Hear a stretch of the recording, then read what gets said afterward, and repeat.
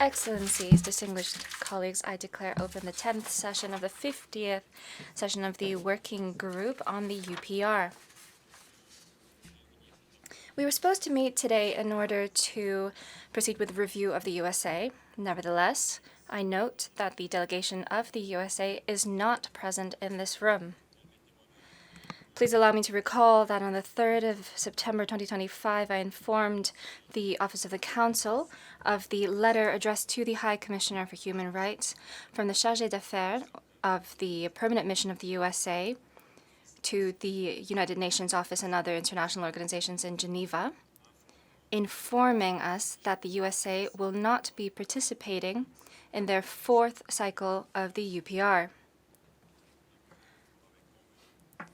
The Bureau decided that the President would use his good offices in order to encourage the cooperation of the USA with the mechanism of the UPR.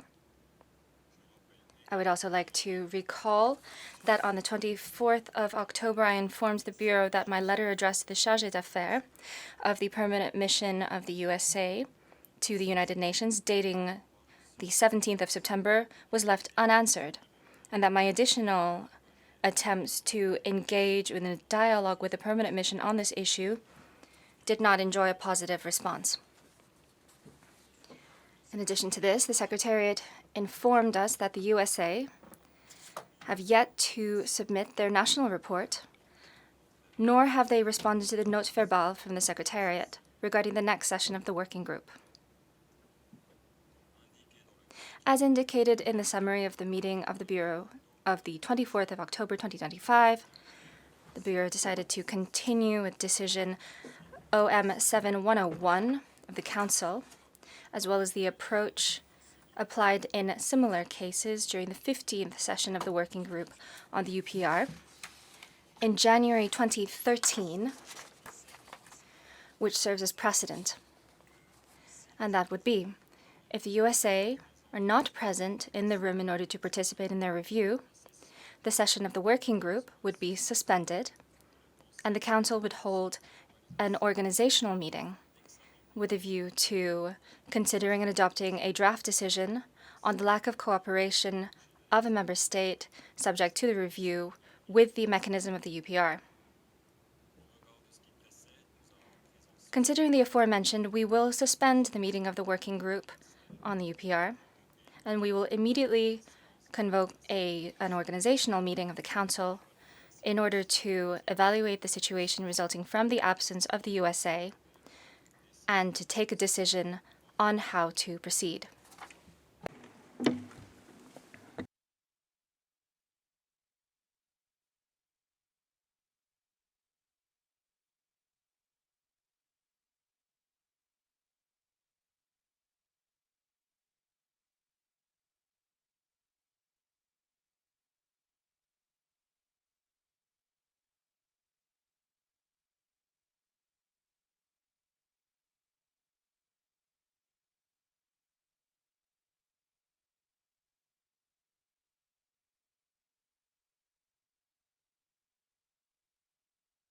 Excellencies, distinguished colleagues, I declare open the organizational meeting of the Council of Human Rights, the Human Rights Council. Before we move to review draft decision AHRC OM 19L1 concerning a lack of cooperation, I'd like to recall that the voting process is reserved for member states of the Council. We will now move to consider draft decision AHRC OM 19L1. The text we are going to be considering has been distributed to the delegations prior to this meeting. It was also discussed at an informal consultation on Tuesday, the 4th of November 2025.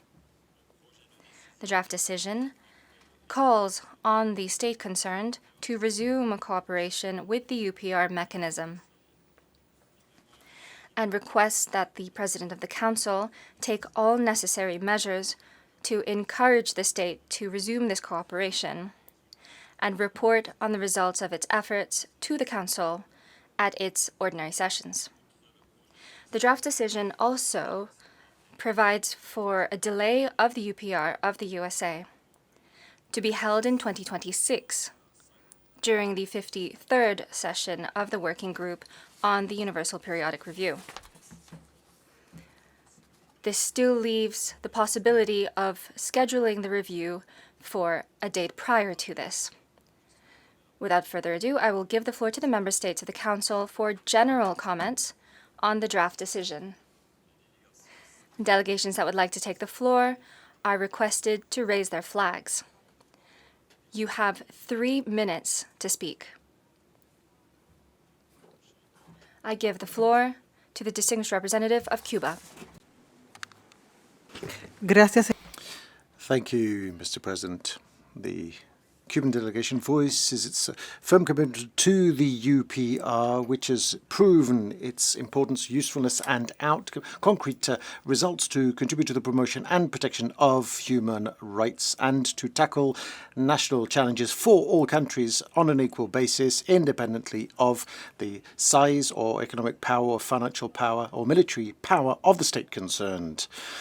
We're not surprised by the irresponsible behavior of the government of the US, which seeks not only to ignore the Human Rights Council and its mechanisms, including the UPR, but has also developed a aggressive and dishonest campaign against multilateralism and international organizations, whilst it continues to violate the UN Charter and international law. The absence of the US here seeks to undermine the HRC and the UN system and civil society as a whole. It is clear that the government of the United States is afraid of the result of this exercise because it knows very well how much the international community will reject the wide-ranged human rights violations which the US is entirely responsible for within its borders and outside its borders. Mr. President, Cuba will join the consensus on the understanding that the draft decision OM/19/L1 is based on the text of the decision OM/7/1 adopted by the Human Rights Council in 2013, which constitutes the precedent to govern situations of non-cooperation with the UPR. Furthermore, this text is chiefly procedural in nature, which does not prejudge our substantive position on the human rights situation in any country of the world. We will do so as a sign of our commitment to the principles that make the UPR distinguished, very different from a politicized and interventionistic body that fights against the states concerned under agenda items 2 or 4 of the Council. The US must abide by their international responsibilities and attend their UPR without delay. Thank you. Merci. Thank you. Are there any other requests for the floor? I give the floor to the distinguished representative of China. 谢谢主席先生。中方支持主席团和秘书处 Thank you. China supports the constructive initiative taken by the Secretariat and the Office of the President to encourage the USA to cooperate. Despite these efforts, this country has not reacted and has not submitted its report, nor has it participated in today's review.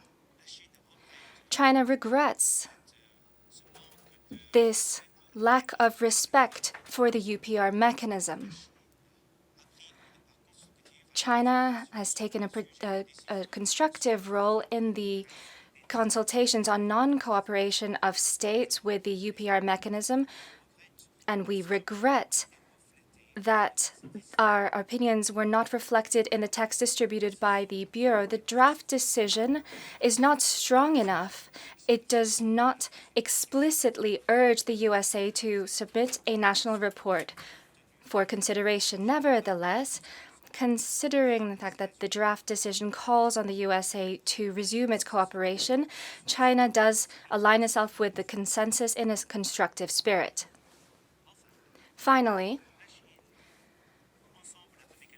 China, together with the other members of the Council, reiterates its call to the USA to respond to the note from the Secretariat and the President of the Council to resume its cooperation with the UPR and submit its national report as soon as possible and participate in the 53rd session. Thank you. Merci. Je donne la parole. Thank you. I give the floor to the distinguished representative of Cyprus. Thank you, Mr. President. I have the honor to speak on behalf of the EU member states that are members of this Council. This statement has been agreed by the EU as a whole.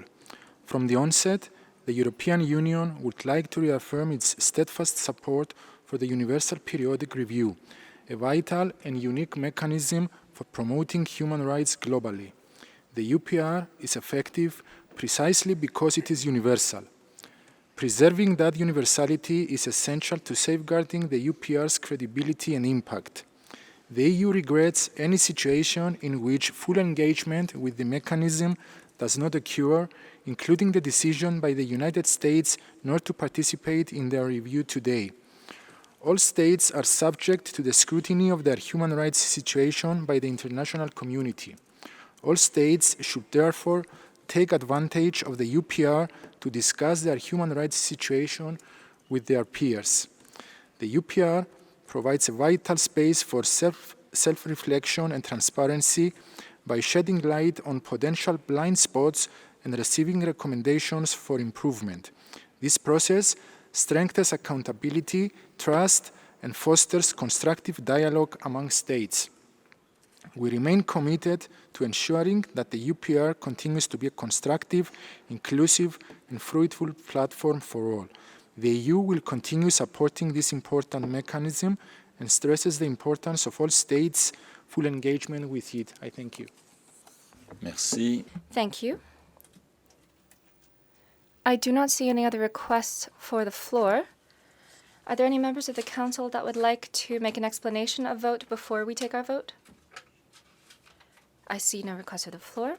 Is there a request for a vote? I see none.